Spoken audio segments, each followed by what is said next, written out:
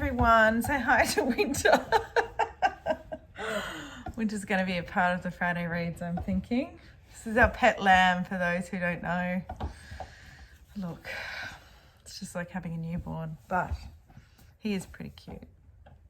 Though he eats my books. No, don't do that. Stop. Okay. To do Friday reads complete with a lamb. How is everyone? My week's been good. I had a really nice, relaxing start to my week, which was great. I went on a bit of a library reservation kick. Hang on, I'll show you the stack that I've picked up. I've got more to pick up actually. This is my library stack.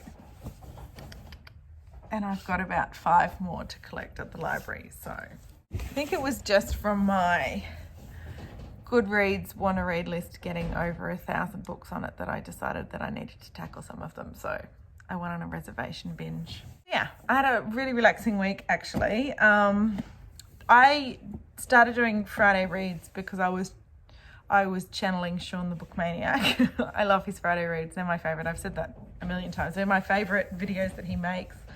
Yeah, and I watch heaps of other people's Friday reads as well. So he started this whole idea in my head, and then this week I've seriously channeled Sean because I've had 3 DNFs. This is my first DNF. I got to like maybe there, and it was just too fluffy for me, and it just wasn't sitting right. There's nothing wrong with it. It's a super easy read, but yeah, I probably needed a bit more. There were lots of little, a lot of little mysteries. There wasn't one big mystery, and the one big mystery that they did introduce kind of started to be really in the background, and we started dealing with, husbands getting eaten by crocodiles and just silly little things. Yeah, so I tried it. I can tick it off the list of, yeah, this series is not for me. So that's good. Don't eat my books. Stop. Then I picked up this. This is just a bunch of different little stories put together around the theme of human traveling, migration, human movement throughout the world, and human anatomy. Like it was weird. I didn't realize that that's what this was before I got into it. I was about to say we all know I don't like short stories, but someone called bullshit on that idea earlier this week, Simon Savage. So yes, he called bullshit, rightly so, because there are 2, you can't see it, in my top 50 Aussie reads, there are 2 really great short story collections. So I do like short story collections, but they have to be my type. And this was just chopping and changing it all over the place. And I got to there maybe, not even there maybe, and just went, not for me. So that was my second bail, Sean. And then my third was this. Look, I got a fair way into this. Storm and Grace are 2 people, and he's a free diver, and she's a diving student or a marine biology student or something. Anyway, they meet, and this undercurrent of something bad. It's a very ominous book. So something bad is going to happen, and that just stays around so much. And it's like, it was great that the feeling was there, but it got too much to handle, and it really got to be about sex, like about whether they were going to have sex and when they were going to have sex. And he brushed her thigh, and then he went away, and so she didn't get to have sex. And then she wore the fabulous bikini, but then somebody walked in, so they couldn't take advantage of her fabulous bikini and have sex. And I was like, I'm just kind of done with that. And that took up like a really big chunk of the book. And I understand that he's not the nicest guy. I think that's how that works out. And the tension it was creating was really icky. And I don't know. I don't know whether I was just want to bury my head in the sand and not face those ideas. But at the same time, it just wasn't a book that I wanted to read. It was subject matter I didn't want to read. And it wasn't executed particularly well. It was just really about sexual attraction that went on forever. So I DNF'd it.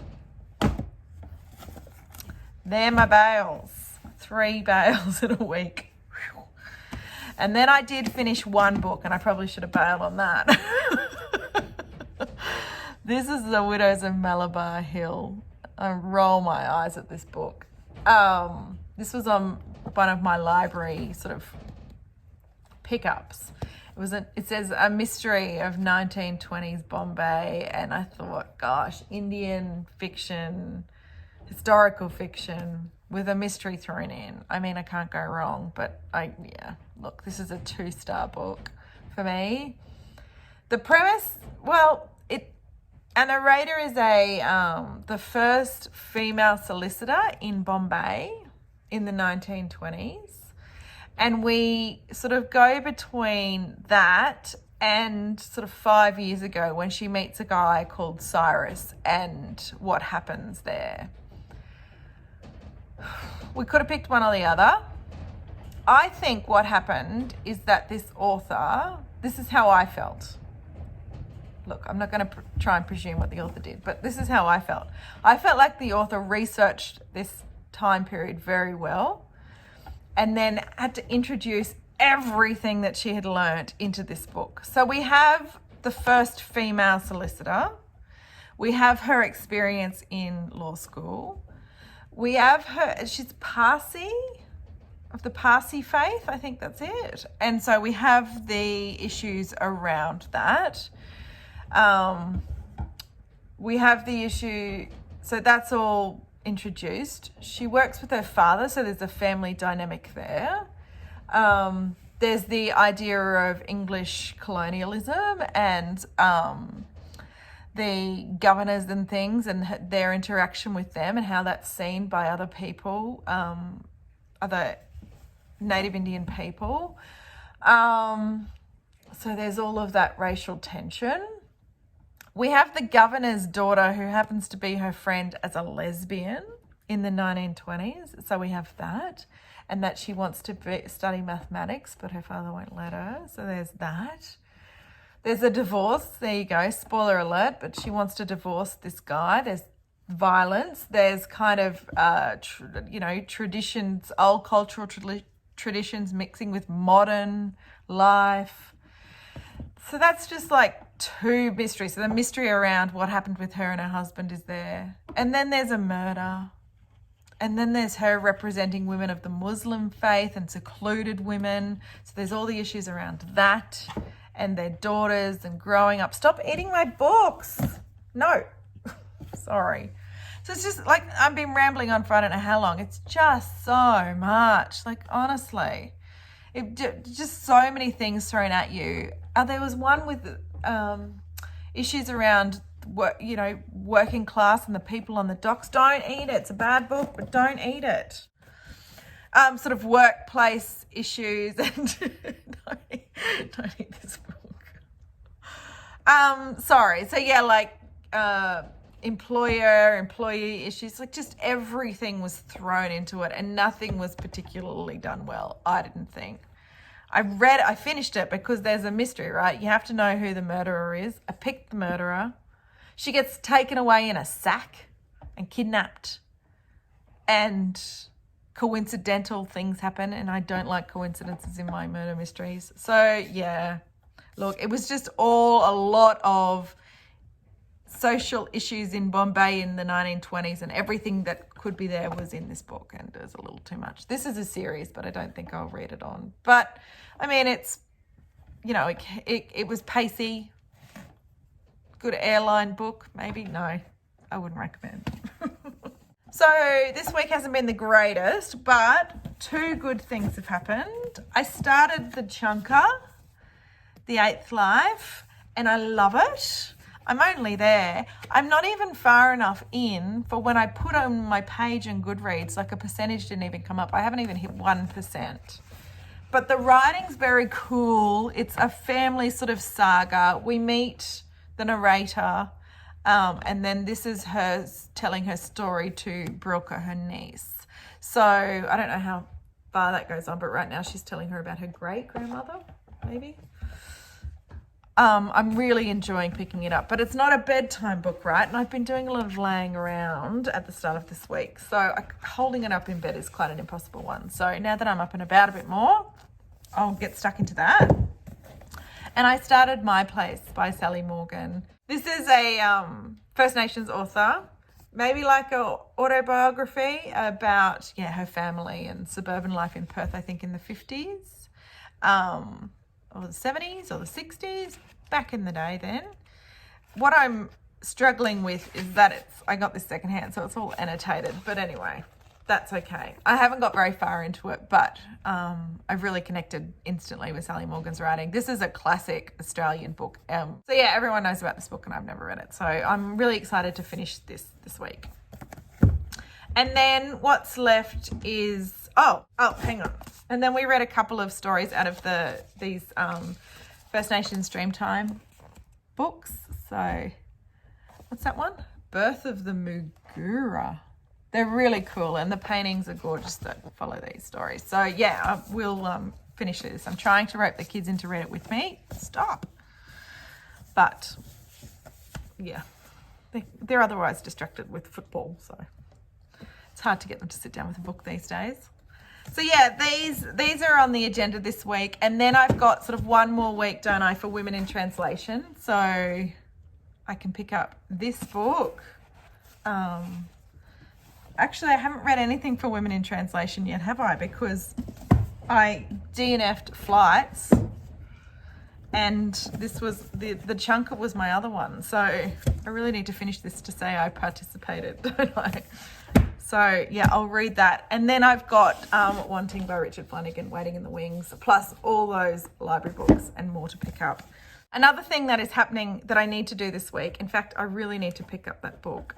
I have an in real life book club, people. Actual friends are getting together and reading a book. There's 3 of us, and we're going to read The Yield by Tara Jean Winch, which is the Miles Franklin winner for this year. Very exciting.